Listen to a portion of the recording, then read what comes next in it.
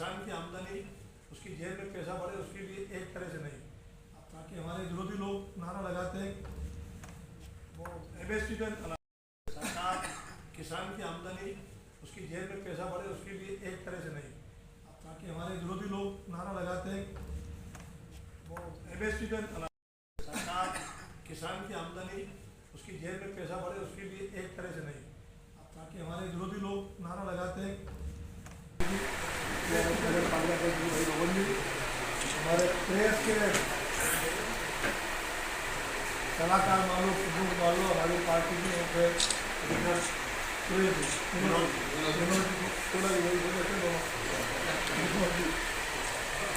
साथी भाई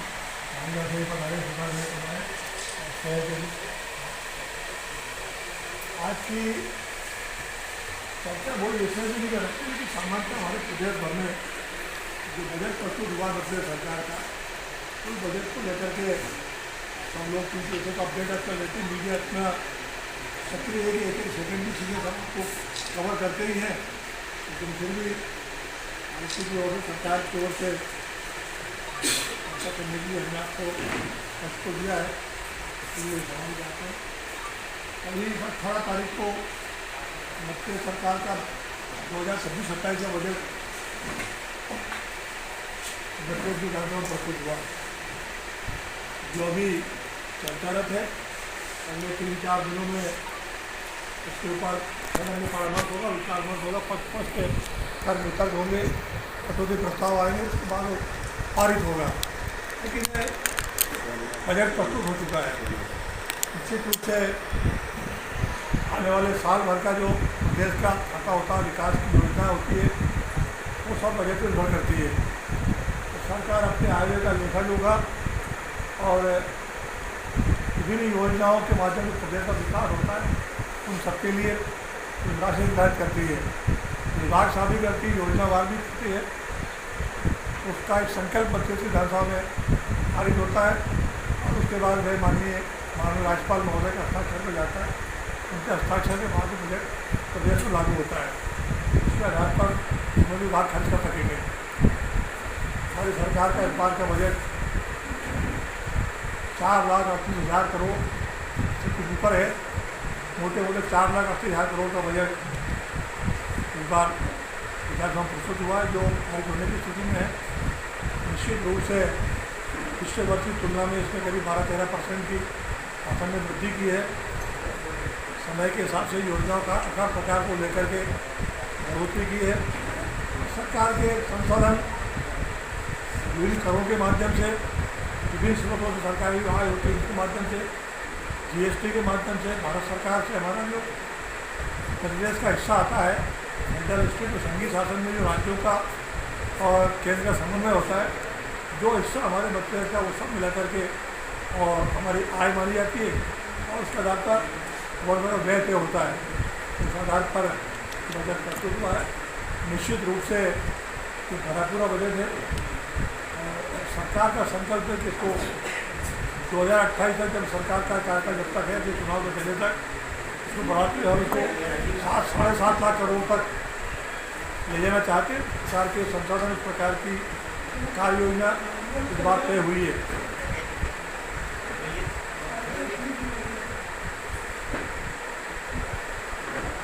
इस बार का बजट एक और विशेषता लिए हुए है।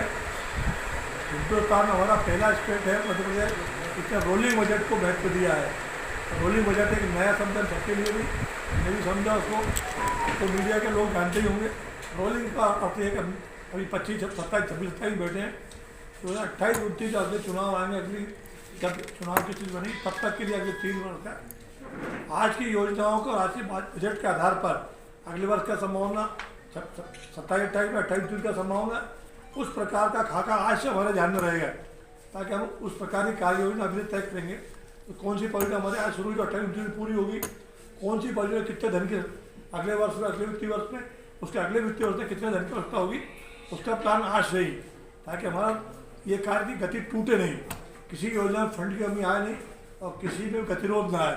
तो सरकार अगले 3 वर्ष तक का खाका अपने दिमाग में रखते हुए सरकार के वित्त विभाग के जो विशेषज्ञ लोग हैं उनने उसकी तैयारी की है और उसके आधार पर हम प्रदेश में अगले वर्षों तक लगातार हमारा विकास का एजेंडा सक्रिय रहेगा।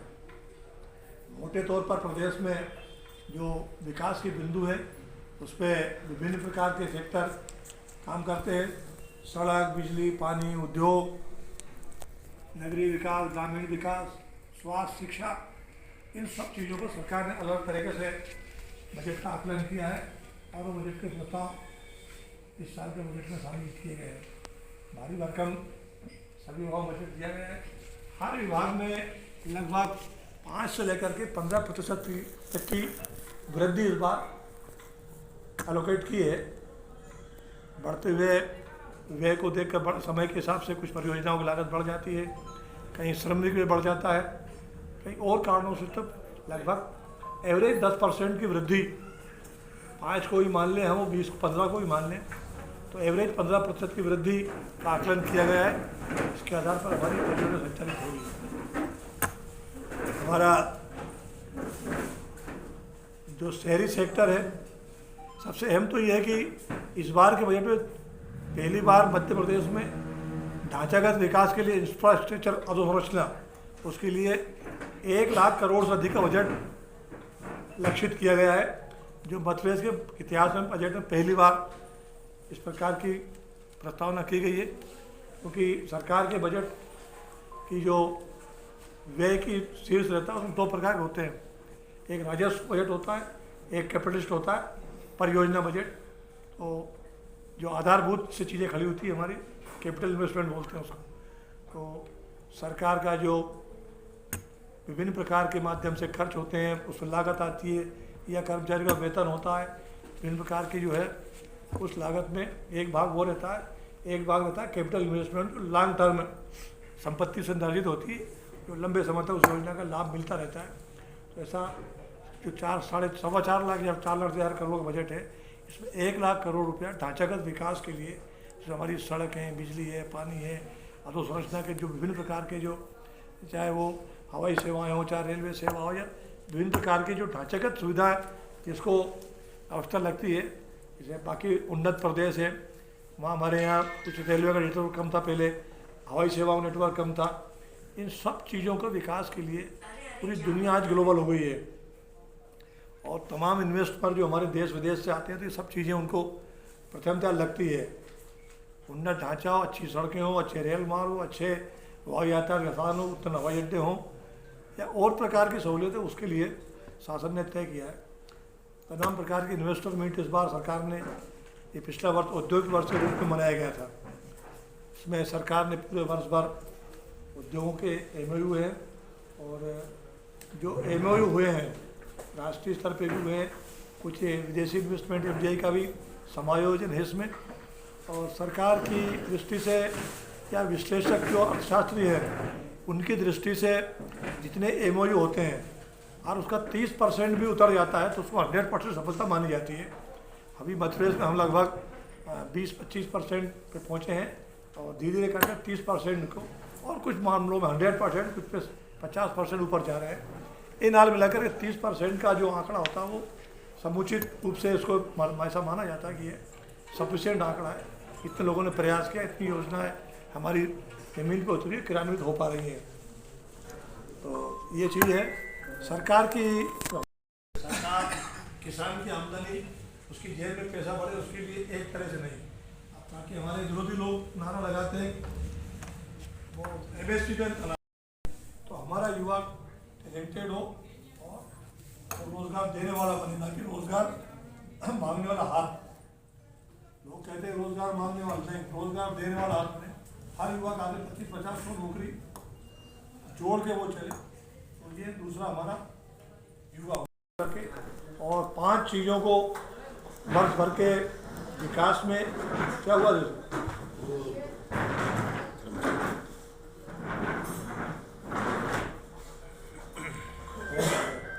तो वर्ष भर के बजट को 5 भागों में प्राथमिकता दी जा रही है। पूर्व हमने कहा था कि इसको संक्षिप्त नाम ज्ञान दिया था। ज्ञान का मतलब G फॉर गरीब, Y फॉर युवा, ए फॉर अन्नदाता किसान, एन फॉर नारी शक्ति। किसान हमारा सक्षम हो, सफल हो, नहीं गरीब हमारा सफल हो, सक्षम हो। दीनदयाल जी के एकात्म मानववाद के आधार पर अंतिम व्यक्ति का उदय, उसके चेहरे पर रोशनियाँ, उसकी आमदनी बढ़े, जिस जगह वो रोजगार पा रहा हो, खेती से जुड़े अन्य व्यवसाय, चाहे वो दुग्ध पालन हो, शहद मधुमक्खी पालन हो, मत्स्य पालन हो, हार्टिकल्चर हो, फ्लावर एग्रीकल्चर हो, या औषधि वगैरह, तमाम प्रकार की चीज़ों से जुड़े हुए उन सब में उसकी आत्मनिर्भरता है। तो गरीब को आगे लाना, और इस दृष्टि से भारत सरकार में भी और मध्य प्रदेश सरकार में भी भारत सरकार का जो आंकड़ा प्रकाशित हुआ है, विभिन्न प्रकार की एजेंसियां जो उसका सर्वे करके रिपोर्ट जारी करती है, मध्य प्रदेश में हिंदुस्तान में पिछले 12 वर्ष में 36 करोड़ लोग गरीबी रेखा से ऊपर आए हैं, गरीबी रेखा से, और अब लगभग 8% का आंकड़ा भी माना जा रहा है मोटे मोटे। मध्य प्रदेश में भी लगभग 2 करोड़ लोग गरीबी रेखा से ऊपर आए हैं। तो ये आंकड़ा धीरे घट रहा है, और उसका परिणाम देख रहे हैं हम। जगह जगह जब भी श्रम की जरूरत होती है हमें, या खेती का सीजन हो, या अन्य प्रकार का, या इंडस्ट्रियल लेबर हो, सब जगह लेबर का अभाव हो चुका है। लोग अपनी आत्मनिर्भरता की ओर आगे बढ़ गए और लोग अपने पैर पर खड़े होते जा रहे हैं। तो गरीब का उत्थान ये सबसे पहली समाज का बड़ा वर्ग है। उसके बाद में हमारा युवा टैलेंट हमारे देश में, दुनिया का सबसे बड़ा युवा वर्ग है हमारे पास। 65% युवा आबादी हमारी जो 18 से लेकर के 35 साल की आयु का है। सब दृष्टि से, वो एजुकेशन दृष्टि से, तकनीकी दृष्टि से, और तमाम प्रकार के अंतर्राष्ट्रीय संस्थाएं, आपने अभी पढ़ा होगा, आपकी छापते भी हो, देखते भी हो। अंतर्राष्ट्रीय स्तर अभी जो समिट हुई है दिल्ली में, AI समिट जो हुई है, उसमें सुंदर पिचई जो इसके क्या CEO हैं, क्या के गूगल के, तो उनने कहा कि संसार की जितने भी इस प्रकार की तकनीकी संस्थान है, औद्योगिक संस्थान है, सबके CEO इंडियन है, सबके CEO इंडियन है। आप सोचो पूरी दुनिया के अंदर हमारा युवा राज कर रहा है, उस युवा को भरपूर अवसर मिले। अब कुछ लोग तर्क करते हैं कि युवा मतलब सरकारी नौकरी दे दो उसको, पटवारी, मास्टर, डॉक्टर बना दो तो वो रोजगार युक्त हो गया। ऐसा नहीं है। रोजगार का मतलब उससे आजीविका कमाने के लिए, अपने टैलेंट को प्रदर्शित करने के लिए हजारों मौके सरकार ने उसको दिए हैं। औद्योगिक विकास हो, ढांचागत सुविधाएँ हों, ज्ञान हो, विज्ञान हो, अंतर्राष्ट्रीय विश्वविद्यालयों में हमारी बढ़ती भागीदारी, दुनिया में हम छा रहे हैं सबके ऊपर। तो वो सब प्रकार से हमारा युवा प्रोत्साहित हो, खेल के माध्यम से, स्वास्थ्य की दृष्टि से भी मिला है। अभी हमें सहारनपुर 10% किसान को लगाना है। सपोज करो एक पंप 3-3.5 लाख का बैठता है, तो उसको 30-35 हज़ार का किसान को खर्च करना है, और बाकी सरकार अपनी सब्सिडी के माध्यम से और कुछ बाकी चीज़ को जो है वो बैंकों से टाई-अप करा कर उसको, और लंबे टाइम के लिए 10 साल 15 साल की उसका एग्रीमेंट करा देगी, और धीरे धीरे किसान सेल्फ मेड हो जाएगा। तो कोशिश होगी ये जो 1 लाख पंप है, अगले रबी सीजन में किसान को जब चाहे पंप का बटन दबाए, पंप चालू होगा, दिन में चलाए, ठंड का कोई खतरा नहीं, कोई कीड़े काटे खतरा नहीं उसमें, ये सारी आपदा से बचेगा। आने वाले समय में हमारा पूरा बिजली का स्ट्रक्चर है सिंचाई का, वो इस पर टिकाना चाहते हैं। 2 चीज़ें होंगी, तो किसान को सेल्फनेस आएगी, समय बदता उसकी तय हो जाएगी, दिन में कर चलाए वो जितना चाहे उपयोग करे, और सरकार को लाभ ये होगा कि इसके ऊपर जो सब्सिडी होती है, सरकार इसके ऊपर बिजली के पंपों पे लगभग 50,000 का सब्सिडी खर्च करती है। वो सब्सिडी अगर बचेगी तो सरकार अन्य विकास का उपयोग होगा। तो प्राइवेट तौर पर साल 1 लाख आगे लगे, लगातार ये हो रहा है। सौर ऊर्जा उत्पन्न करने के लिए भी सरकार ने और कई सारी परियोजना बनाई है। 5 किलोवाट, 8 किलोवाट, 10 किलोवाट के स्टेशन लगाओ, अपनी बिजली पैदा करो, अपनी ज़रूरत के बाद सरकार को बिजली भेज दो निकटतम स्टेशन को। वो सब चीज़ें भी लगातार उसमें एमओ लगातार हो रहे हैं, ताकि वैकल्पिक साधनों से हम आत्मनिर्भर हो सके। सड़कें हमारी लगातार कनेक्टिविटी बढ़े, राष्ट्रीय राजमार्ग लगातार हमारे बन रहे हैं। हमारा मध्य प्रदेश मामले में आत्मनिर्भर है। मध्य प्रदेश में पिछले 5-7 वर्षों हमारे राजमार्गों की संख्या दुगनी हो गई, लगभग दुगनी भारत सरकार ने डिक्लेयर किया है। नीचे स्टेट हाईवेज, डिस्ट्रिक्ट कनेक्टिविटी और विलेज से लेके विकास में लेके जिला, ये हमारी कनेक्ट कंप्लीट हो चुकी है। नीचे रूरल मार्ग हमारे सब लगभग प्रधानमंत्री सड़क योजना से, CMGSY मुख्यमंत्री सड़क योजना से लगभग किसी जगह थोड़ी बहुत बाकी हुई है, जैसे हमारा विधानसभा में बैठे हैं 100% हम कनेक्टिविटी हमारे हर गाँव से हो चुकी है। लेकिन अब इस बजट में 26-27 में जितने हमारे मजरे टोले हैं, मूल गांव की आबादी का प्रेशर बढ़ा, गांव के अंदर आबादी का क्षेत्र कम, लोग गांव के बाहर निकले, 50 घर, 100 घर, 25 घर बस गए हैं। जहाँ 25 घर बस गए हैं, जो मजरा टोला हमारी सरकार ने परिभाषा तय की है, जहाँ 25 घर बस गए हैं, जहाँ 100 की आबादी है, जहाँ 6000 मीटर में उसका स्क्वायर में एरिया है, उसको मजरा घोषित कर दिया और उस गांव को उसको गांव मान करके और उसके अंदर सड़क जोड़ेंगे। इस बजट में उसके लिए भी पर्याप्त फंड सरकार ने रखा है और वो जब बजट लागू होगा अप्रैल में तो उसकी कार्य योजना बन रही है। भारत सरकार ने भी प्रधानमंत्री सड़क के तहत भी मजरे टोले चिन्हित किए हैं, कैटेगराइज किया उसको, ट्राइबल के क्षेत्र, सामान्य क्षेत्र है, मुख्यमंत्री योजना के तहत कुछ चीज़ें ऊपर की है, तो सब मिल करके हर मजरे टोले को हम कनेक्ट करेंगे। ये हमारी इस 7 बजट में कार्य योजना है। ऐसे करते करते प्रधानमंत्री आवास का भी पर्याप्त फंड इस बार हमने रखा है यहाँ, मध्य सरकार ने भी, भारत सरकार ने डिक्लेयर किया 2028 तक प्रत्येक नागरिक का बचा हुआ काम हम करके देंगे, तो उसके सर पे छत होगी। आपको सबको पता है कि जब मनमोहन सिंह सरकार, इसमें कमलनाथ जी की सरकार थी मध्य प्रदेश में, 4 लाख आवास मध्य प्रदेश के लिए वापस कर दिए, क्योंकि 80-20 का रेशियो जो था, 20% मध्य प्रदेश सरकार को मिलाना था, 20% पैसा मिलाने से इनकार कर दिया ने, हमारे 4 लाख आवास कैंसिल हो गए। हमारी सरकार ने तय किया है अभी हम नगर पालिका में और अभी आवास का कुछ कागज बांटते हुए हैं, जैसे प्रदेश भर में बचे हुए आवास का या तो छूट गए तो फिर उनका सर्वे कर लिया है, उनको जोड़ लिया गया है, उनके खातों में राशि डलना शुरू हो गई है। कोई भी नागरिक इससे वंचित नहीं होगा, ऐसा मध्य प्रदेश सरकार का भी संकल्प है। हर घर को रोशन किया जाएगा बिजली से, हर घर को उज्ज्वला जोड़ा जाएगा, सब चीज़ों से लैस किया जाएगा उसको। बिजली हर घर तक पहुंच चुकी है, किसी प्रकार का कोई भी संकट अब बिजली का स्थानीय उपभोक्ता को नहीं है। चीज़ें तो बहुत सारी ही मुझे लगता है।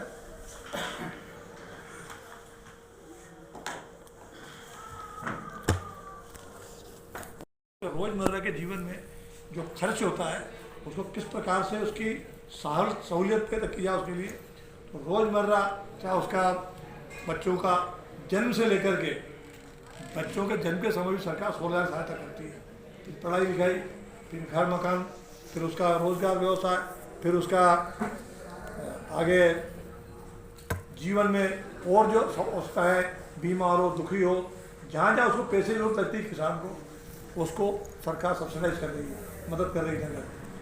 घटना दुर्घटना में मदद कर रही सरकार, फसल बीमा की मदद कर रही सरकार। और कोई बात हो जाए, किसान को लेने वाली बिजली और खाद, ये 2 बड़े फैक्टर होते हैं जिसको किसान को लगता है महंगा है। सरकार फर्टिलाइजर के ऊपर बार सब्सिडी, जो हमारा यूरिया 250-260 रुपये का बैग है, उसको सरकार करीब 750 सब्सिडाइज करती है। 1000 रुपये का बैग पड़ता है, क्योंकि हमारे यहाँ इसका प्रोडक्शन हमारी ज़रूरत के हिसाब से कम है, तो सरकार उसको लगभग 700-800 रुपये की सब्सिडी दे रही है, तब वो 250 बिक रहा है। हमारा जो DAP है, जिसको हम 1300-1350 खरीदते हैं बाजार में, ये लगभग 3800 रुपये का बैग पड़ेगा अगर हम सरकार सब्सिडी ना करे तो। ये सरकार सीधे सब्सिडी किसानों के खाते में डाल रही है। बिजली जो किसान को उपयोग खेती में लगती है, 5,500 और 7,500 का जो पंप है, उसका सरकार 7,000 रुपये साल का आपसे लेती है। 3,500 रुपये इस सीजन में, रबी में 3,500 रुपये खरीफ सीजन में सरकार लेती है, जबकि एक कृषि पंप का संचालन करने के लिए लगभग 54,000 रुपये बिजली खर्च आता है, 54,000 रुपया। तो सरकार नीचे की सारी राशि 7,000 छोड़ करके वो 47-48,000 जो भी है वो पूरा सरकार गवर्नमेंट सब्सिडाइज करती है, तब जाकर किसान का पंप चलता है। तो किसान के जितने भी ऊपरी परिव्यय होते हैं वो सब सरकार ने शेयर कर लिए। इस तरह से सरकार की ओर से किसान को आत्मनिर्भर बनाने के लिए ये सारे पहलू, कृषि उपकरण में सब्सिडी दी जा रही है, MSP खरीदी हो रही है, भावांतर के माध्यम से उसको पैसा दिया जा रहा है। अब कांग्रेस को ये भी पेट दर्द है कि भावांतर क्या योजना है। अरे सरकार ने MSP सोयाबीन का 5300 जारी किया है, 5328 रुपया। आपको खुले मार्केट का मंडी में जिस भाव आप बेचना हो बेचो आप, उसका डिफरेंस की राशि 5328 तक पहुँचे। सरकार जो डिफरेंस होगा आपके खाते में सरकार डालेगी। अभी सरकार ने करीब 850 करोड़ रुपया अलग तारीखों में किसानों के खातों में डाला है। इसी प्रकार से कांग्रेस का आरोप रहता है कि 2700 रुपया सरकार ने कहा था क्यों खरीदेंगे। निश्चित तो हमारी सरकार ने कहा साल 2600 में खरीदा। हमारी सरकार का जो घोषणा पत्र 5 वर्ष का है, हम 2028 तक इस सरकार का कार्यकाल है और 2028 5 साल का घोषणा पत्र होता है। हमने 2024-25 में ही हमने 2600 में खरीदा है। इस बार भी और अगले वर्ष तक हमारी सरकार का प्रयास होगा। प्रयास की ये घोषणा को हम पूरी करेंगे कि 28,000 तक हम गेहूँ खरीदेंगे।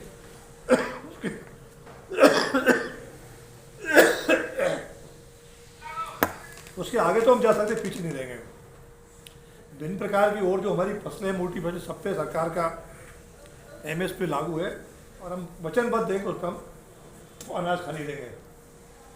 उसमें कोई कोताही नहीं किसी प्रकार की। बिजली हम इस प्रकार दे रहे हैं, खाद बीज दे रहे हैं इस प्रकार से, तो किसान को इस प्रकार से आपूर्ति करके और समय समय उसको संबल दे रहा है।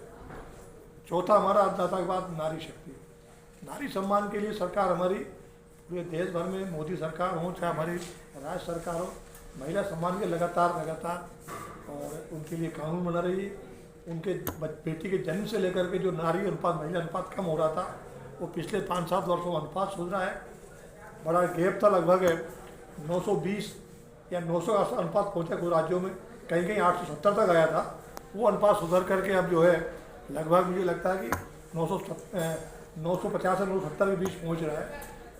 इसके बाद में माता बहनों के लिए सरकार ने सीधे प्रत्यक्ष लाभ तो ये है कि सेल्फ हेल्प ग्रुप के माध्यम से पूरे देश भर में हजारों लाखों सेल्फ हेल्प ग्रुप महिलाओं को अपने घर पे रोजगार देकर के और करोड़ों बहनों को जो है अपने पैर पे खड़ा किया है। सरकार सब्सिडी कर रही है, उनके द्वारा स्थानीय उत्पाद के लिए मार्केट सरकार बना रही है ताकि उनका उत्पाद सरलता से बिक सके।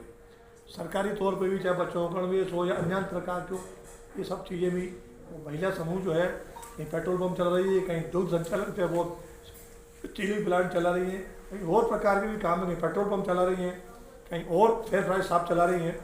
तो बहनों को आत्मनिर्भर करना, लखपति दीदी बनाना, ये ऊपर के उपक्रम है। नीचे सरकार सीधे तौर पर बहनों को लाडली बेटी की जगह लाडली लक्ष्मी बना रहे हैं उसको।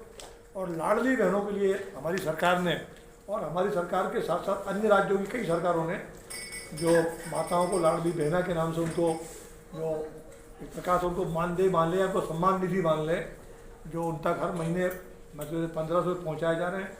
इसके ऊपर भी बहुत सारे लोगों ने सवाल उठाए थे कि चुनाव बाद योजना बंद हो जाएगी, तो मामा की योजना थी, मोदी सरकार बंद कर देगी इसको। ऐसा नहीं होता है। हमारी सरकार का कमिटमेंट रहता है, ना मामा का ना मोहन यादव जी का। सरकारों में व्यक्ति बदलते, चेहरे बदलते रहते हैं, कोई पार्टी का अंदरूनी मामला है, लेकिन हमारी योजना है जो तय किए उसको हम लीक से हटते नहीं है। 1500 रुपये हमने बढ़ाए भी और आगे बढ़ते बढ़ते भी कोशिश करेंगे, आगे बढ़ता जाए पैसा का सम्मान बढ़ता जाए। इस बार के बजट में भी अग्रिम रूप से सरकार ने 23,000 करोड़ रुपया लाडली बहनों के लिए बजट में प्रावधान किया, 23,000 करोड़ का। कोई चिंता की बात नहीं। हमारी बहनों को लगातार सशक्त बनाया जा रहा है, आत्मनिर्भर बनाया जा रहा है। कानून की दृष्टि से भी बहुत सारे खड़े कानून बनाए, अपराधियों के लिए फास्ट ट्रैक कोर्ट बनाए, अपराधियों को जो महिला जनित अपराध होते हैं उनको दंडित करने के लिए फांसी की सजा तक का प्रावधान है। समयबद्ध तरीके से कोर्ट ट्रायल करे उसका और अपराधियों को सीमा तक ले जाए, दंड की सीमा तक, वो प्रयास हो रहा है। हमारी बहनों को, हमारी बेटियों को सरकार ने नौकरियों में 33% आरक्षण दिया है। वो पुलिस में भी है, अन्य विभागों में भी है। पुलिस में जब डंडा ही बेटियों के हाथ में होगा तो अपराधी को विचार करना पड़ेगा। सेना के अंदर भी राष्ट्रीय स्तर पर भी हमारी बेटियाँ सेना के कई प्रकार के कमान में वो अपना भागीदारी निभा रही है, चाहे लड़ाकू विमान हो, चाहे बमबरसां विमान हो, चाहे नीचे फील्ड पे हो। अब तो PSF की बटालियन में बॉर्डर पर हमारी बेटियाँ 24 घंटे खड़ी है गन हाथ में लेकर के। तो बड़ी बात है हमारे लिए। तो हमारी बेटियाँ हाथ पकड़ रही है हर मोर्चे पर। तो हमारी नारी सशक्तिकरण हो रहा है। तो ये होगा ज्ञान, GYAN। एक शब्द हमारी सरकार ने और इंक्लूड किया है इसमें, इस बार आई फॉर उद्योग इंडस्ट्री, आई फॉर इंफ्रास्ट्रक्चर, ये दो चीज़ें और जोड़िए तो सरकार का फोकस इस साल के बजट में 26-27 में, तो इसको ज्ञान के साथ ज्ञान ही कर दिया इसको समझ की दृष्टि से। ये इन 5 चीज़ों को सरकार जो है हाईलाइट कर रही है। इन 4-5 चीज़ों में सारी चीज़ समाहित हो जाती है इसमें। बाकी सरकार के रेगुलर जो बजट है हमारा, वो चाहे लोक निर्माण का, चाहे हेल्थ का है, चाहे ग्रामीण विकास का है। हेल्थ में भी हमारा बजट 30-32 हज़ार करोड़ का बजट है। ग्रामीण विकास लगा 40 हज़ार करोड़ का बजट है विभिन्न योजना मिला करके। सड़कों में हमारा बजट लगभग 18 हज़ार करोड़ का है। रूरल डेवलपमेंट, अर्बन डेवलपमेंट का भी हमारा 20-22 हज़ार करोड़ का बजट है। इस बार सरकार ने नगरीय विकास के लिए एक और योजना द्वारका शुरू की है। इसमें हमारे कैटेगराइज किया बड़े महानगर, फिर 5 लाख तक के से, फिर 5 लाख से नीचे 1 लाख तक के से, फिर और नीचे क्रमशः इसमें जो है शहर को प्लान करके, जैसे गांव में का वृंदावन ग्राम, शहर में द्वारका नाम दिया शहर के विकास के प्लान को। मूलभूत सुविधाओं को कैसे स्थायी रूप दिया जाए ताकि आने वाले लंबे समय तक वो सुविधाएं से लोग नागरिक उसका लाभ ले सके, तो द्वारका योजना का भी शुरुआत हो रही है। ग्रामीण डेवलपमेंट में जी राम जी का आप सब तमाम जिक्र सुन रहे हैं, कर रहे हैं लगा, तो जी राम जी योजना के तहत मनरेगा का जो सब्स्टिट्यूट आया है, इसके लिए मध्य सरकार ने सरकार के विभिन्न ग्रामीण विकास योजनाओं के साथ साथ जी राम जी के लिए अपना शेयर जो 60-40 का इस बार अनुपात होगा, 60 सेंट्रल का, 40 एमपी गवर्नमेंट का, वो 40% की 10,000 करोड़ का सरकार ने भी रिजर्व किया है। जरूरत लगने पर अनुपूरक में और भी इसकी राशि बढ़ाई जा सकती है। लेकिन जी राम जी में जो आगे काम हाथ में लिए जाएंगे वो भी हमारे इंफ्रास्ट्रक्चर के होंगे।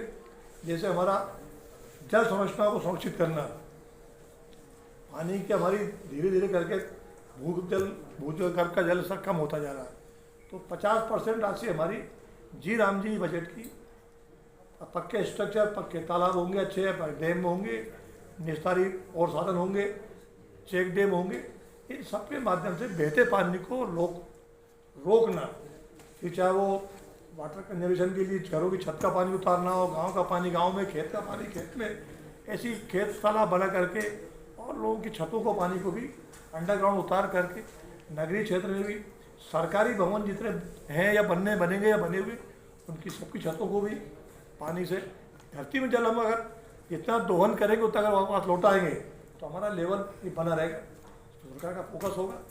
अन्य प्रकार के विकास कार्य हमारे ग्रामीण अधोसंरचना में ज़रूरत है वो लगातार हम कर रहे हैं, चाहे गाँव की सीसी हो, नालियाँ हो, अप्रोच मार्ग हो, खेत सड़क हो, गाँव में किसानों के पास उसके खेत तक पहुँचने के लिए आजकल गाँव में, क्योंकि पहले ज़माने में ज़मीनें पड़ती होती थी, आधी ज़मीन तो रास्ते खूब होते थे सुविधाजनक। अब चूँकि आबादी बढ़ रही है और सिंचाई का रकबा बढ़ा है, इसके कारण ज़मीन का आबादी उसको पड़ते रकबा कम हुआ है और सभी ज़मीन को और खेती उपयोग बना लिया गया, तो रास्ते छोटे हो गए, तो उन खेतों तक आखिरी सीमा तक पहुँचने के लिए खेत सड़क इसका प्रावधान किया गया कि तमाम चीज़ें जो उसमें प्रावधानी थे सबका उसमें लोकेट किया गया है। निश्चित रूप से आने वाले समय उसका हमें लाभ मिलेगा। बजट में प्रावधानों में स्वास्थ्य की दृष्टि भी हमारे प्रदेश में जो मेडिकल सुविधाओं की बात हो रही है कि डॉक्टर्स कम है, अभाव है, निश्चित रूप से पैरामेडिकल की कमी है। लेकिन एक ज़माना था जब 2003 के पहले तक पिछले 50 वर्षों में केवल 5 मेडिकल कॉलेज प्रदेश में थे, केवल 5 मेडिकल कॉलेज।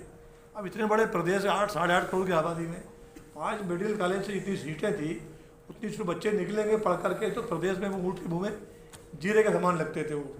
लेकिन हमारी सरकार ने इसका गंभीर चिंतन किया और स्टेप बाय स्टेप कदम उठाते हुए 30 मेडिकल कॉलेज हमारे यहाँ ज़मीन पे आ गए हैं, बड़ी मात्रा में सीटें बढ़ी हमारी। और अभी हम PPP मॉडल पे भी हमारे मेडिकल कॉलेज स्वीकृत होते जा रहे हैं। हमारे आसपास भी सरकार का लक्ष्य है हर ज़िले में एक मेडिकल कॉलेज हो, और आने वाले 2-3 वर्षों में जितने ज़िले लगभग 56 ज़िले प्रशासनिक ज़िले हैं, हर ज़िले में एक मेडिकल कॉलेज काम करेंगे ताकि हमारे नौजवान डॉक्टर बनेंगे, नीचे निकलेंगे तो निश्चित रूप से डॉक्टरों की कमी पूर्ति होगी। पैरामेडिकल जी जहाँ मेडिकल कॉलेज खुला वहाँ नर्सेज कॉलेज है, पैरामेडिकल के दूसरे तैयार किए हैं। हर प्रकार का जो मेन पावर है, ट्रेड मेन पावर हमारा उसमें से निकलेगा तो हमारी ये पूर्ति भी ठीक से हो सकेगी।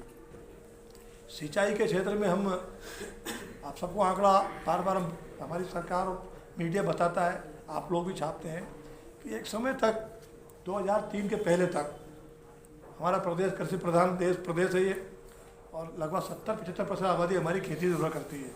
लेकिन सिंचाई के साथ हमारे पास न्यूनतम थे। एक ज़माने में अनादिकाल से राजा महाराजाओं से ब्रिटिश मुगल काल में भी जो कुछ बना होगा, और फिर कांग्रेस की सरकार में सब मिला के 7 लाख हेक्टेयर में ज़मीन सिंचित होती थी सरकारी संसाधनों से। 7 लाख हेक्टेयर केवल। हमारी सरकार ने 2003 के बाद से लगातार संसाधन जुटाए, बड़े बड़े डैम बनाए। हमारा जिला भी आपके सबके ध्यान में है। आज हम 56 लाख हेक्टेयर पर हम पहुँच चुके हैं, और 2028 में आता है तो उसको 100 लाख हेक्टेयर तक हमारा लक्ष्य है कि इसको हम 100 लाख हेक्टेयर पहुँचाएँ, ताकि हमारे प्रदेश की इस प्यासी धरती माता को हम उसके सूखे कंठ को पानी दे सके। इसकी बड़ी मात्रा में हमारे प्रोजेक्ट चल रहे हैं, और सरकार के संसाधन केवल स्टेट में नहीं, आप सबको पता है कि अटल जी ने एक योजना को प्लान किया था, नदी से नदी जोड़ो, और उसके तहत उसका संसाधनों का ठीक उपयोग हो, कहीं सूखा ना रहे, कहीं बाढ़ ना आए, अतिरिक्त पानी को इधर उधर ट्रांसफ़र करना। हमारी सरकार ने हिंदुस्तान में, पूरे हिंदुस्तान में पहली बार हमारी सरकार ने इस पे काम आगे बढ़ाया, और हमारे 3 MOU उसके ऊपर हो चुके हैं, और उसके एक तरह से निविदाएँ लग चुकी है। पहली परियोजना हमारी केन बेतवा, जो भारत सरकार के सहयोग से 80-20 की लागत पे 80% भारत सरकार फंडिंग करेगी, 20% हमारी सरकार लगाएगी। और केन बेतवा के माध्यम से उत्तर प्रदेश का लगभग 8 से 9 लाख हेक्टेयर जमीन सिंचित होगी, बिजली का उत्पादन होगा, और करोड़ों लोगों को पीने को पानी मिलेगा। हमारा बुंदेलखंड का जो सूखा एरिया है, चाहे मध्य प्रदेश का भाग हो और चाहे उत्तर प्रदेश का भाग हो, संयुक्त क्षेत्र का बुंदेलखंड अत्यंत सूखे से ग्रसित था। तो ये लगभग 80,000 करोड़ की योजना है, उस पर काम शुरू हो गया है।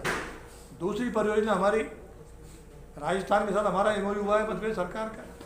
ये परियोजना अटल जी के शासन समाप्ति के बाद में लंबित थी, कांग्रेस सरकार को त्याग दिया था, कोई विचार ही नहीं किया उनने।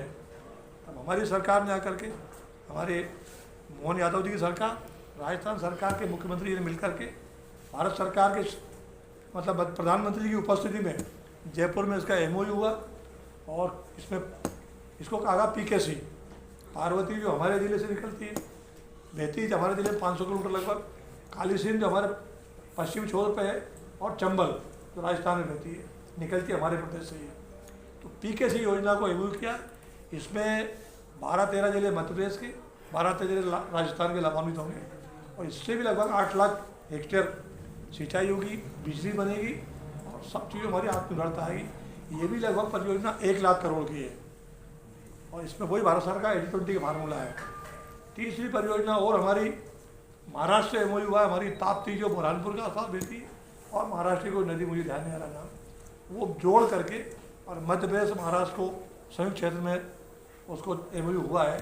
तो इस प्रकार का नवाचार जो सरकारों को बहुत पहले कर लेना चाहिए था, उनको नहीं किया। इसलिए हमारी प्यासी धरती, हमारे किसान के चेहरे पर रौनक नहीं, हमारे पेयजल का संकट और भूमिगत स्रोतों का अभाव, ये सब चीज़ों का अभाव आज हम झेल रहे हैं। तो इस पर हमारी सरकार आगे बढ़ रही है। बिजली के मामले में हमारी सरकार ने, मध्य प्रदेश सरकार ने इस बजट में काफ़ी प्रावधान किया है। इसमें आप सबको ध्यान में कि बिजली का एक समय क्या स्थिति मध्य प्रदेश में, उस समय तक 2003 तक 2900 मेगावाट बिजली सारे संसाधनों से मिलकर के उपलब्ध थी, 2900 मेगावाट। आज 23,000 मेगावाट में मतलब उत्पादन पहुँच चुका है, और यहाँ तक कि दिल्ली का मेट्रो भी हमारी बिजली से संचालित होता है। फिर दूसरी हमारी वैकल्पिक ऊर्जा जो नवकरणीय ऊर्जा है, सौर ऊर्जा और विंड ऊर्जा हो, इसमें भी हिंदुस्तान में मध्य प्रदेश नंबर 1 पर है। हमारा रीवा का जो सौर ऊर्जा प्लांट है वो एशिया का सबसे बड़ा प्लांट है, एशिया का। और आगे चल कर धीरे धीरे हम बिजली के मामले में हमारी 30% बिजली की आवश्यकता, 30% केवल हमारी वैकल्पिक ऊर्जा पे टिकाएंगे। उतना वो प्रोडक्शन हमारा मध्य प्रदेश में अभी हो गया है, तमाम प्रकार की सब्सिडी उसके माध्यम दी जा रही है। और इतना ही नहीं, तो वैकल्पिक ऊर्जा के माध्यम से हमारे प्रदेश में जो सिंचाई सीजन में संकट आता है किसानों को कि 10 घंटे बिजली मिलेगी, उसको बिजली आधी रात में मिला दिन में मिलेगी, सब जगह पावर क्राइसिस आता है सिंचाई सीजन में। हमारी सरकार ने तय किया इस बजट में कि आने वाले वर्ष में 26-27 में हम 1 लाख किसानों के पंपों को सौर ऊर्जा से जोड़ देंगे, 1 लाख किसानों को, ताकि प्रयोग के तौर पर करना है। लेकिन मध्य प्रदेश में आने वाले समय में 30 लाख हमारे किसान कंज्यूमर उपभोक्ता है, उन सबको अनगणित के मान से लगातार दुगनी चौगुनी रफ्तार से इस रफ्तार से इधर से जाओ बैठ जाए। कोई भी जिला एकदम हेवी इंडस्ट्री नहीं लाया, कोई भी जिला MSME के माध्यम से, छोटी छोटी उद्योग के माध्यम से जिला यूनिट लगते लगते बड़ी इकाइयाँ में आकर्षित होती है। उसके सराउंडिंग MSME के लिए पूरे ज़िले में कुछ यूनिट लगे हुए जगह। इसमें ज़िले के जो युवा हैं, युवा उद्योगपति हैं, बाकी लोग हैं, सरकार ने पूरी फैसिलिटी खोली है। हमने कोशिश की, अभी हमने कहा, माननीय हमारे जो प्रभारी मंत्री जो MSME के मिनिस्टर भी हैं, हमने कहा ये जट सत्र विधानसभा का पूरा हो जाए, एक कॉन्फ्रेंस, एक दिन कार्यशाला जिले के ऐसे नवांकुर उद्योगपति अभी लगे हुए हैं, उनकी क्या प्रॉब्लम है, नए लोग कैसे आकर्षित हो, चाहे राज्य लगे 5, 25, 50, 100, 200 जितने लोग इंटरेस्टेड हैं, उनकी क्या जिज्ञासा, क्या उनको लगता है कि हमारे ये तकलीफ हमें इसलिए आगे नहीं बढ़ पा रहे हैं, क्या क्या समस्या, उसका समाधान के लिए एक दूसरी कार्यशाला के लिए हमने माननीय मंत्री जी को आग्रह किया है। और लोग जब तक हमारा स्ट्रक्चर नीचे तैयार नहीं होगा, अब जिले हमारे पास जैसे हमारा कश्नेरा MSME के लिए जगह चिन्हित है, उसमें कुछ डेवलपमेंट भी हुआ है, लेकिन अब कुछ चीज़ों के कारण एनवायरनमेंट का पता नहीं क्या क्या चीज़ें आती है इसमें, वो अभी स्टे है। राजगढ़ जिले का ब्यावरा ये है, पहले हमारी 1000 हेक्टेयर ज़मीन चिन्हित है घोड़ा पचाड़ रोड पे, अभी और अभी चर्चा का अभी सार्वजनिक से नहीं है वो, लेकिन हमारी और ज़मीनें अभी अधिसूचित हो गई है। सरकार का उद्योग मंत्रालय इस पर फोकस कर रहा है जिले के पास, क्योंकि पूर्व काल हमारे पास में ये सुविधाएं नहीं थी। पिछले समय में उद्योगपति आए भी कुछ लोग, उसने राजगढ़ जिले को अपने फोकस में लिया कि हमारी सड़कें बेहद ख़राब थी, बेहद हमारी जल संरचना हमारे पास उतनी नहीं थी, तब जरूरत पड़ रही उनको, हमारे पास रेलवे कनेक्टिविटी का जंक्शन नहीं था यहाँ। तो उद्योगपति को ये सब चीज़ें सबसे पहले लगती है। एयर कनेक्टिविटी उसके निकटतम कहाँ है, हमारे पास जैसे भोपाल है, इधर एक अटपट्टी गुना में भी है। अब सरकार ने तय किया है जिलों में एक हवाई पट्टी, जो बड़े ज़िले हैं उसमें छोटे विमान उतर जाए, और जो छोटे जिलों में एक तहसील में एक क्या बोलना चाहिए वो हेलीपैड अनिवार्य रूप से बनाया जा रहा है। अगले वर्ष में हमारे जितने भी खेल स्टेडियम हैं, एक विधानसभा में एक खेल स्टेडियम को स्थायी किया जाएगा, ये बजट में शामिल है इस बजट में। और उस स्टेडियम के भूमि के प्रांगण में ही एक हेलीपैड स्थायी चिन्हित किया जाएगा, ताकि हमारा उद्योगपति हो, हमारे और अधिकारी हों, हमारे राजनेता हों या और व्यापारी लोग हों, जी कनेक्टिविटी स्थायी बनी है। तो दुर्भाग्य पूर्व काल में बिजली हमारी बहुत जीरो हो गई थी, या इसके कारण हम उद्योग पिछड़ गए। पूरी ताकत लगा रहे हम MSME स्थापित हो धीरे धीरे, और फिर हेवी इंडस्ट्रीज़ के लिए भी लोग प्रेरित हों। तो सरकार का फोकस है, आने वाले वर्ष में सरकार ने तय किया है कि अभी संभाग वाइज इंडस्ट्री कॉन्क्लेव हुई है, संभाग वाइज हर संभाग में एक संगोष्ठी हो गई है। अब आने वाले वर्ष में ये चूँकि वर्ष सरकार ने कृषि वर्ष घोषित किया है, वो अपने उसको फोकस वो तो करेंगे उसको डेवलप, लेकिन उद्योग दृष्टि भी जिला सा एक सबमिट करने की योजना है, ताकि स्थानीय स्ट्रक्चर कैसा है, वहाँ लोगों की परिस्थिति क्या है, वहाँ का लोकल प्रोडक्शन क्या है, वहाँ के मार्केट कैसे हैं, सब चीज़ों को लेकर के वहीं के लोगों से चर्चा करना, बाहर के जो उस स्तर के उद्योगपति भी इन जिलों को आकर्षित होंगे, उनको बुला करके और यहाँ की सारी व्यवस्था अवगत कराया जाएगा। ऐसा जिला सा होगा तो हमारा जिला भी उसमें जुड़ेगा, और हम सबका फोकस पूरे भाजपा का, माननीय सांसद जी का, सबका मिलकर यही कि अब चूँकि हमारे पास बाकी व्यवस्था कनेक्टिविटी हुई, रेलवे का जंक्शन हो गया, एयर कनेक्टिविटी बहुत दूर नहीं है, भोपाल का हमारे पास में है, और सब मिलाकर के पानी हमारे पास बिजली पर्याप्त हमारे पास में, सौर ऊर्जा के प्लांट भी हमारे जिले में लगातार लगते जा रहे हैं, लगातार लग रहे हैं। विंड स्कीम के भी लगातार हमारे पास उसके वो आ रहे हैं जहाँ जहाँ हवा का ट्रैक जिस तरह से वो संचालित होती है उस पर पूरा फोकस है। उम्मीद करें अगले 2-3 वर्षों में राजगढ़ जिले को उद्योगों संचित किया जाए। प्राथमिक तौर पर जैसे बिल्ड करने को एक यूनिट या हस्ताक्षर किया CNG का, वो चलेगा तो उससे क्या उद्योग ये फेविकॉल तरह होता है, एक लगेगा तो उससे जुड़े फिर कनेक्टिविटी में दूसरे उद्योग उसके पूरक उद्योग लगते हैं। फिर अब पहले राजनीतिक दृष्टि से भी हम जो सरकार में लोग रहे लंबे लंबे समय से, उनने तो कभी राजगढ़ चिंता की नहीं। तो कहते हैं वो हमारे मार साहब कहते हैं, हजारी मार साहब कि खाद को कारखाना रावगढ़ में और वोट को कारखाना राजगढ़ में, वोट यहाँ से ले जाओ कारखाना और बोलो। तो सरकार की दिशा नहीं थी वैसी, हमारी सरकार की दिशा है। हम सब जनप्रतिनिधि उसका भी आप सबका भी लगातार इसको इंगित करके हमें प्रेरित करना और बाध्य करना, प्रेरित करना। तो हम अगर कुरा होता जाए धक्का देकर भोपाल पहुँचा होगा, जाओ बात कर, हम उसमें लगे हुए हैं। माननीय सांसद जी के साथ हम इस सत्र के बाद हम दिल्ली भी जाएंगे और जिले में इस प्रकार क्या क्या संभावना है, संबंधित मंत्रियों से बात भी करेंगे, अपना प्रस्ताव रखेंगे कि क्या क्या हो सकता है। भारत सरकार उदार हृदय है और सब जगह फोकस पूरे देश में उनका संतुलित विकास होगा, देश आगे बढ़ेगा। भाई साहब एक ये मध्य प्रदेश गवर्नमेंट जो है वो ऋण लेने में टॉप 10 जो प्रदेश हैं, जैसे तमिलनाडु पहले नंबर पे है, ऐसे टॉप 10 की सूची में मध्य प्रदेश आ चुका है ऋण लेने में। 4,18,000 करोड़ रुपए तो ये ले चुका है अभी 470 दिनों में। लेकिन आने वाले अभी आपने 28 का जो वीजा बनाया है, तो 28 तक और कितना ऋण ले लेंगे? आधा प्रश्न का जवाब देता हूँ। पहले 4,18,000 करोड़ आपने कर्ज बताया, मध्य प्रदेश कब बना? मध्य प्रदेश कब बना बता दो, कब बना? 56 में बना। ये 4,18,000 कर्जा आज का नहीं है भाई साहब। उन सरकार को पाप का ब्याज भर रहे हैं हम, जिनने 2003 तक कर्जा लेकर के मध्य प्रदेश को। लेकिन बैंक का यह कहना है कि मध्य प्रदेश सरकार कर्जा ले चुकी है, उसका ब्याज देने के लिए पुनः कर्ज लेना पड़ रहा है। भाई बैंक का विषय नहीं है ये भारत सरकार का, रिजर्व बैंक का और मध्य सरकार का ये एक मानक बना देश भर में।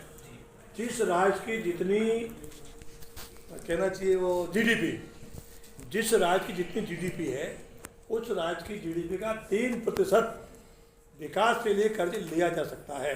3%। अभी हमारी सरकार का लिमिट अभी 2%, 2.25% पे पहुँचा, भी और कर्ज ले सकते हैं हम अभी। आपको पता हो कि कर्जा जो लिया जाता है वो कैपिटल इन्वेस्टमेंट के लिए जाता है। लेंगे ना, हम लेंगे ना, उसका विकास हम कर रहे हैं। हम 1 रुपया लेते हैं, उसका 80 पैसा हम विकास कार्य पे खर्च कर रहे हैं। हमारे बैंक कौन सी बैंक करिए? आप मुझे उस बैंक से बात कराओ मेरी, उस बैंक से बात कराओ मेरी। एक अपन रोजगार की दृष्टि से ये आउटसोर्स एक मिनट इनकी बात पूरी है ना।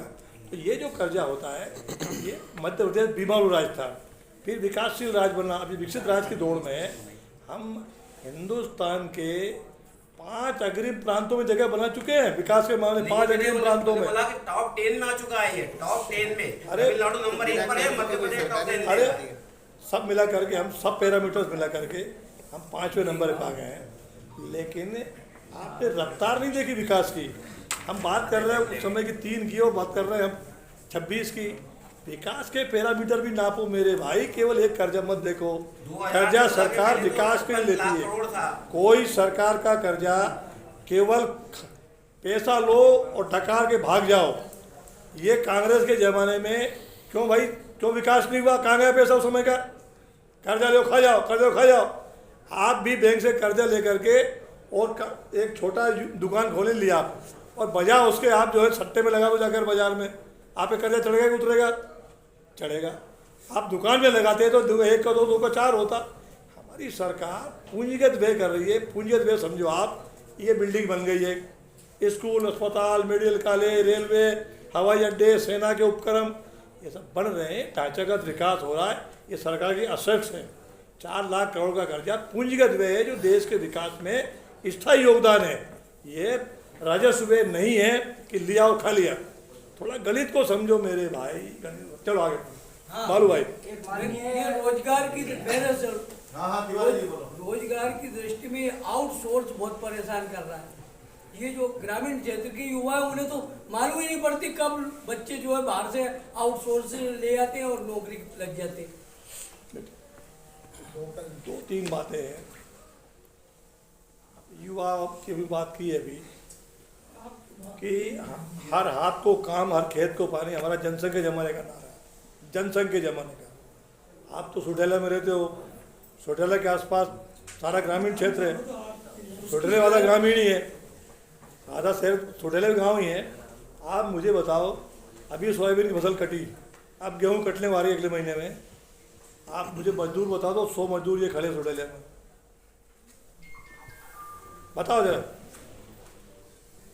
बेरोजगारी का जो औसत लोग बखान करते हैं, वो बखान हवाई है। बात सही है कि आप रोजगार को मानते हो, नौकरी मिल जाए 1 लाख की पक्की, हमें लोग रोजगार को नौकरी से जोड़ते हैं। नौकरी रोजगार नहीं है। इतना सारा डेवलपमेंट देश के अंदर हो रहा, कौन काम कर रहे हैं उसमें भाई? करोड़ों करोड़ लोग काम कर रहे हैं, हर हाथ को काम मिल रहा है। सरकार स्किल डेवलपमेंट करके उस हाथ को श्रम युक्त, रोजगार युक्त श्रम उसके हाथ में हो, ताकि वो अपनी पैर पे खड़ा होकर, इसके लिए सरकार सब्सिडी दे रही है, बैंकों से सब दिला रही है, और प्रकार के कम ब्याज दे रही है, लंबे अवधि का दे रही है। जहाँ जहाँ सरकार टेका लग रही है, सस्ती बिजली, सस्ता पानी, सस्ता श्रम, ये सब करके उसको रोजगार युक्त कर रही है। ये रोजगार का तरीका है, चाहे कृषि लेबर हो और चाहे स्किल्ड लेबर हो। अब अपन क्या एक रट लगा दी, अपन ने रटी रटाई बातें करते हैं, बेरोजगारी बेरोजगारी। मानता हूँ वो आप घुमा रहे हो उस सवाल में। मैं बेरोजगारी की नहीं कह रहा हूँ, मैं कह रहा हूँ कि वो आप मजदूर की बात कर रहे हो, मजदूर की बात नहीं कर रहा हूँ। जो आपकी सरकार आउटसोर्स के जरिए भर्ती करती है, उसका ग्रामीण युवाओं को मालूम नहीं पड़ पाता। नहीं, शहरी भी ग्रामीण क्यों? मैं तो अपने स्तर पे कह रहा हूँ, मैं अपने यहाँ की बात कर रहा हूँ। उसमें भ्रष्टाचार पनप रहा है, उस पर गौर करिए आप। आपकी जो सुझाव है, शिकायत है, इसमें बात हो भी सकती है। आउटसोर्स करते हैं प्राइवेट ठेकेदार।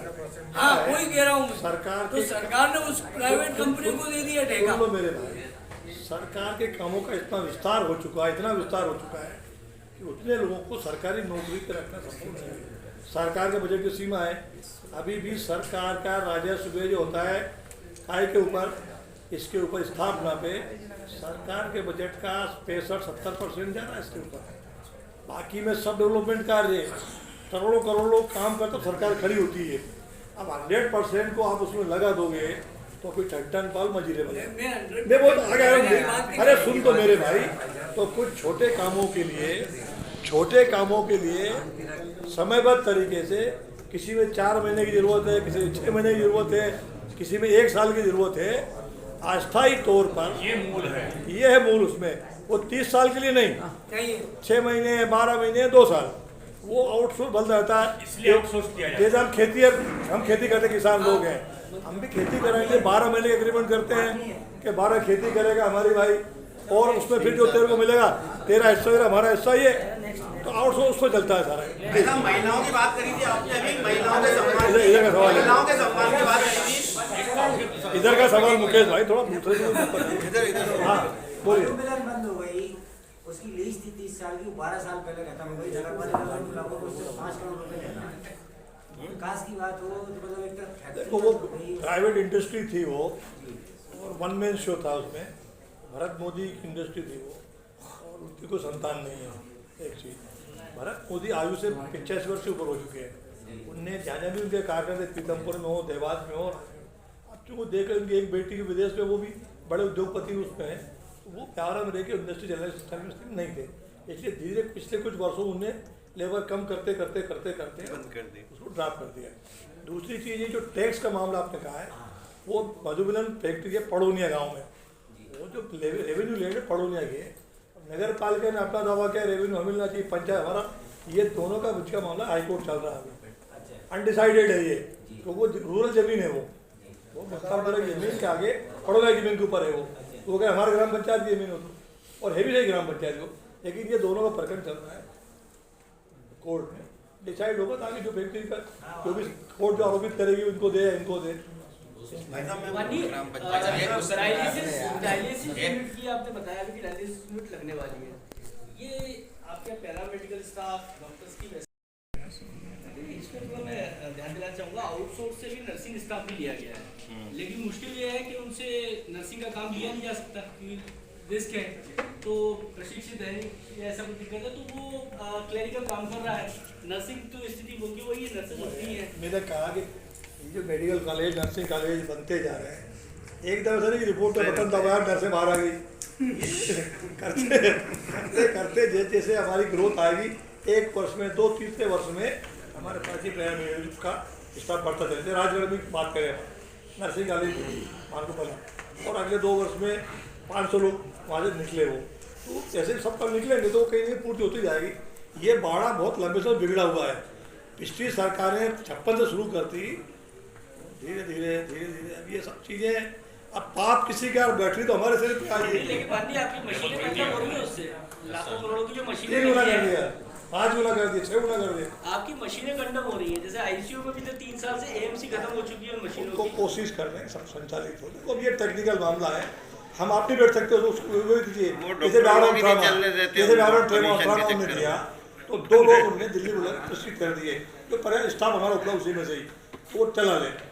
ऐसी कलेक्टर से भी हमने कहा कि ये राजगढ़ का सारा मुझे व्यावरण सकती है, उन्होंने कहा 2 लोग हमें इसमें से जो है क्रमशः ट्रेन करते रहेंगे। दूसरे एक बात, दूसरा जो कंपनी सप्लाई कर रही है उसने उसका कमिटमेंट है, आप हम दिल्ली में आप जो उसके लायक काम करने लायक श्रम है हमारा भेज दो, जो निर्धारित समय उनको ट्रेन कर देंगे, आदमी आपका ही होगा वो उसको ट्रेन कर ताकि काम करेंगे आप। तो जो चीज़ देखो आई है तो अंडा पहले आए मुर्गी पहले आई, एक चीज़ तो आए पहले, अब हम पहले ही ट्रेन कर डाले मशीनों को पता ही नहीं, अब हमें हिम्मत हो गई तो भैंस आ गई थी दरवाजा फोड़ना स्टाफ का, इतने बड़े सीख है। भाई साहब कैलाश विजयवर्गीय के बयान पे तो बोल दो कि उनका विवादित बयान पे पार्टी क्या करेगी आगे, कार्रवाई नहीं कर रही है। पार्टी का अतिरिक्त प्रवक्ता भी नहीं हूँ और पार्टी प्रेसिडेंट भी नहीं हूँ।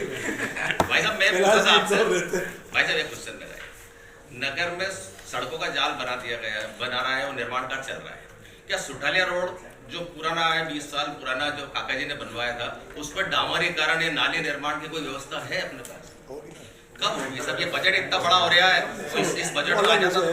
वो नगर पालिका का विषय है, पूर्व टेंडर लगा दिया था उसका, पूर्व टेंडर लगा दिया था, बीच चुनाव आ गए, उसकी कार्यअवधि निकल गई, ठेकेदार सरेंडर हो गया, उसमें नए ढंग से टेंडर लग गया।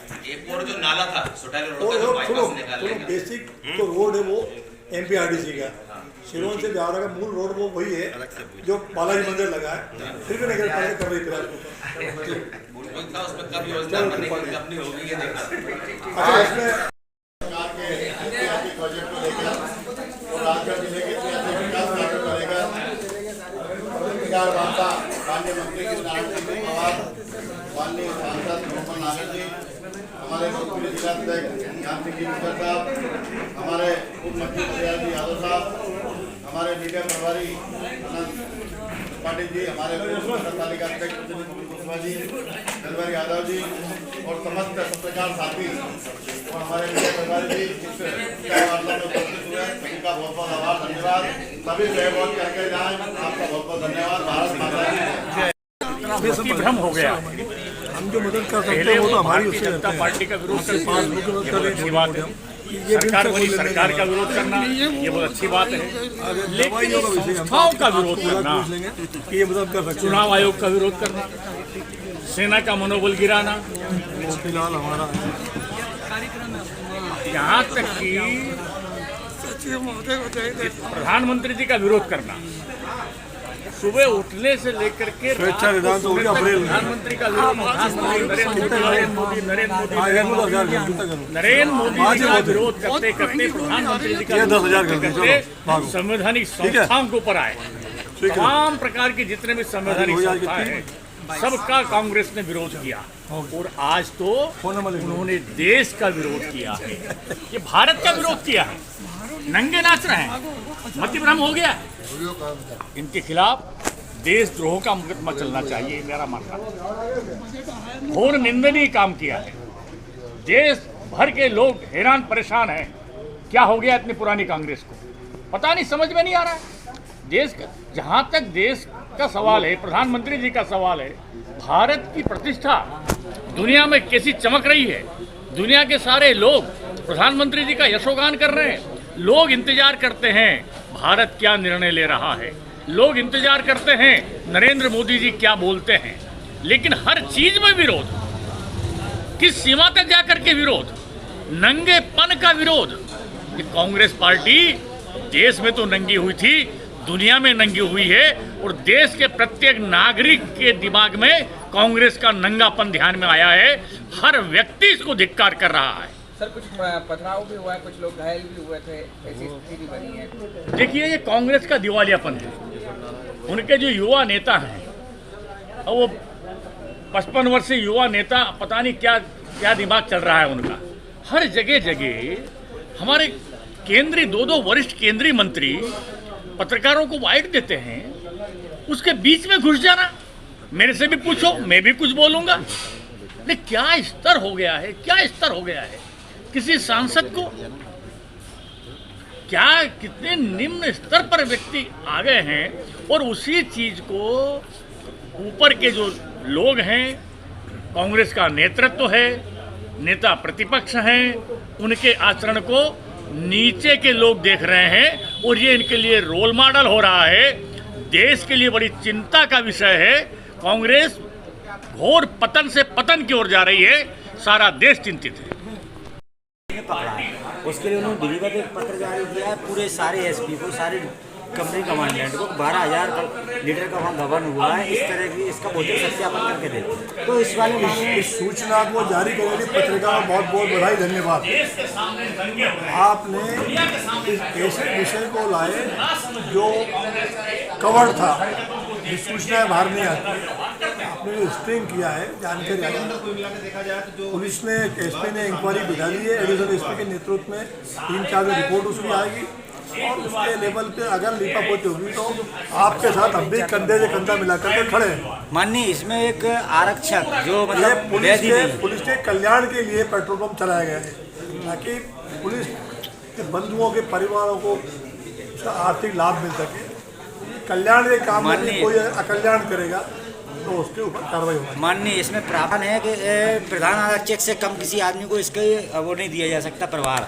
भाई एक सिपाही को देके रखा था। नियमों का अध्ययन मैंने किया नहीं और क्या इसने व्यवस्था की है, लेकिन आपने फोकस किया, जरूर से पूरे तय तक जाएंगे। मतलब उस अकेले सिपाही का ही 9,000 लीटर है। जी जी जी। और एक पूर्व सूबेदार रहा है, उनका 3,500 लीटर। मन की पीड़ा, देश में घटनाएं होती है या देश में नवाचार होते हैं, उसकी सूचनाएं देश भर में जाए। छोटी छोटी चीज़ों से बड़ा काम कर सकते हैं क्या हम?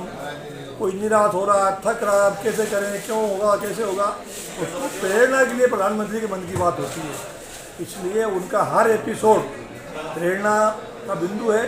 आज हमने सार्वजनिक एलईडी लगा करके आम नागरिकों के बीच में उनको सुना। हमने प्रधानमंत्री के मन की बात को, आपने भी सुना, मीडिया वालों ने भी।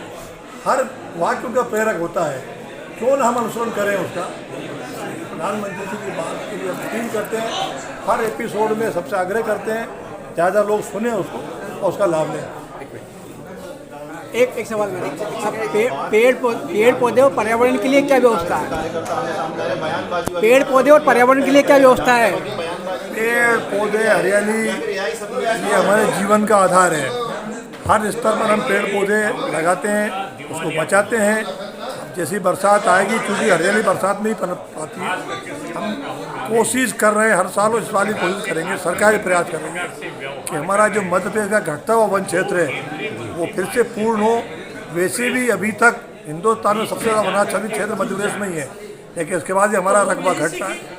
उसको फॉरेस्ट की ज़मीनों को सुसज्जित करें, अपने घरों के आसपास, खेतों के आसपास पेड़ लगाएं और प्रकृति को संवारें, हम सबका दायित्व है।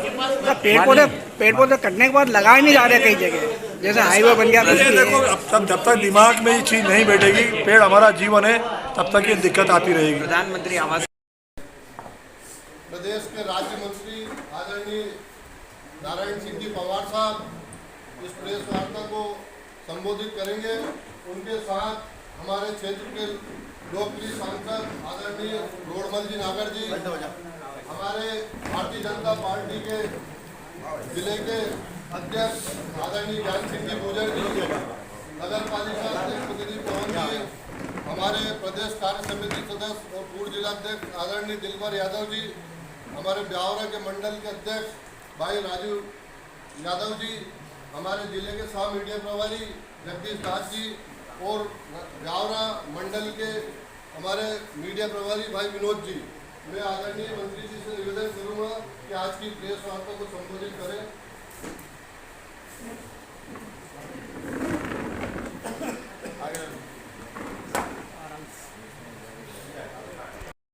सरकार के